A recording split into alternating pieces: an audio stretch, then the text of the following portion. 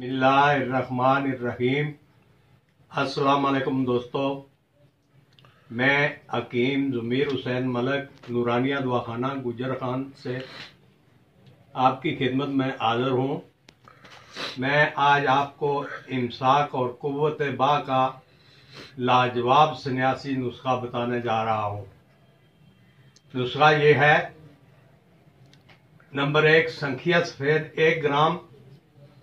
Number 2 मदार के फूल खुश्क 100 ग्राम। मदार के फूल सुबह सूरज तुलू होने से पहले तोड़ लेने हैं और साए में खुश्क कर लेने हैं। दोनों अज्जा को बहम मिलाकर खूब खर्ल कर लें और एक रत्ती के कैप्सूल यानी 125 मिलीग्राम वाले कैप्सूल भर लें।